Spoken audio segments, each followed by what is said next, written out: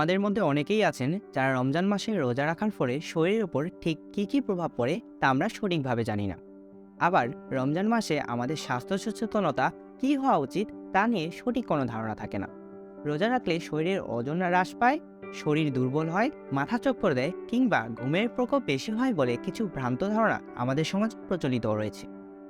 তাই এই ভিডিওতে আমরা রমজান মাসে রোজা রাখার ফলে শরীরের উপর ঠিক কী কী প্রভাব পড়ে, স্বাস্থ্য সচেতনতা কীভাবে পালন করতে পারি এবং আধুনিক চিকিৎসা বিজ্ঞানে রোজার ব্যবহারিক তাৎপর্য নিয়ে বিস্তারিত আলোচনা করব।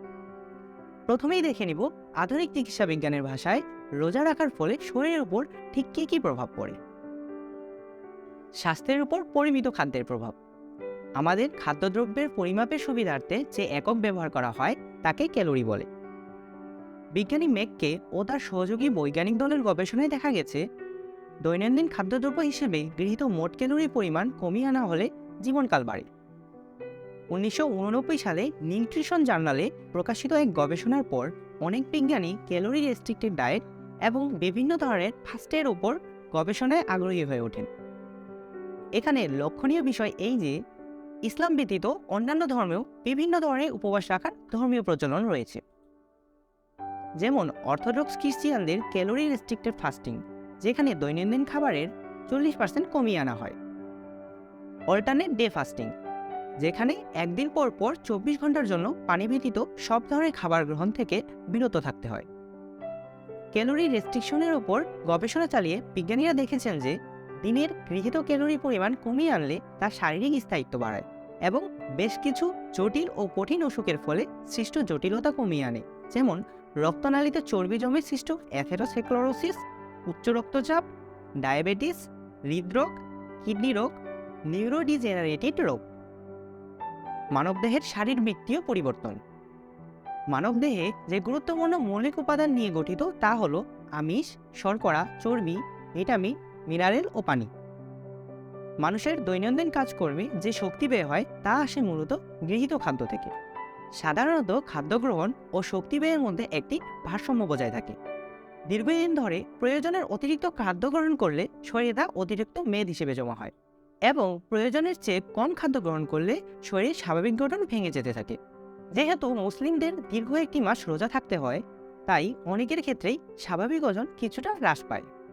তবে সেহরি ও ইফতারে পর্যাপ্ত খাবার গ্রহণ করলে এই ওজন কমে যাওয়ার হার আশঙ্কাজনক পর্যায়ে হয় না। রোজার সময় মানবদেহে শারীরবৃত্তীয় কী কী ধরনের পরিবর্তন হতে পারে তা জেনে নিলে আমাদের জন্য মানবদেহে রোজার প্রভাব বুঝতে সুবিধা হবে। সেহরিতে যে খাবার গ্রহণ করা হয় তা সারাদিনের উপবাসের প্রাথমিক সঞ্চয় হিসেবে লিভারে শর্করা জমা হতে সাহায্য করে। এরপর দিনের কাজকর্মের মধ্য দিয়ে যে শক্তি ব্যয় হয় তার একটি অংশ শর্করা থেকে আসে। এছাড়াও ইফতার ও সেহরিতে খাদ্য গ্রহণের মাধ্যমে শরীরের এডিপোস টিস্যুতে জমাকৃত চর্বি বিভাগের মাধ্যমে, ফলে রমজান মাস শেষে একজন রোজাদারের শরীরে ওজন কিছুটা হ্রাস পেতে পারে। তবে তা নির্ভর করছে ইফতার ও সেহরি এবং এর মধ্যবর্তী সময়ের খাদ্য গ্রহণের উপর।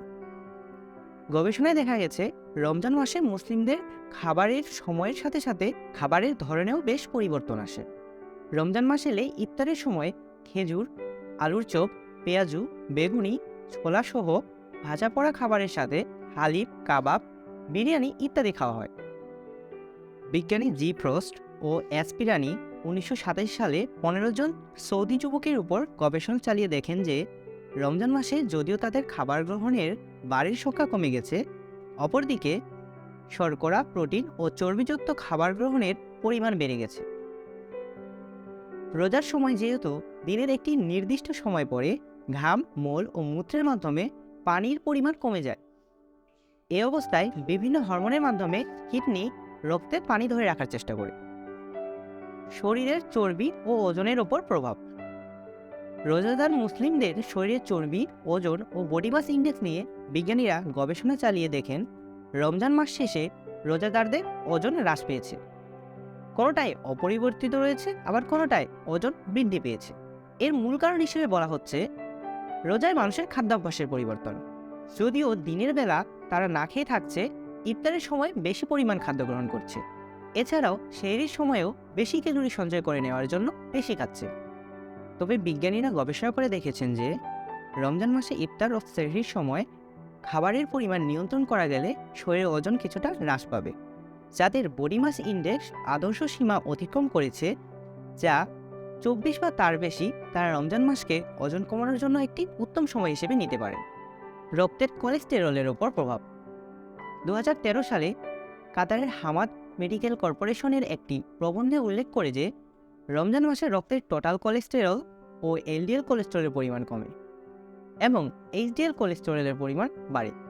লক্ষণীয় বিষয় হচ্ছে রক্তের লিপিড প্রোফাইল যে প্যারামিটারগুলো দেখে তার মধ্যে আছে total cholesterol, LDL cholesterol, HDL cholesterol এবং ট্রাইগ্লিসারাইড।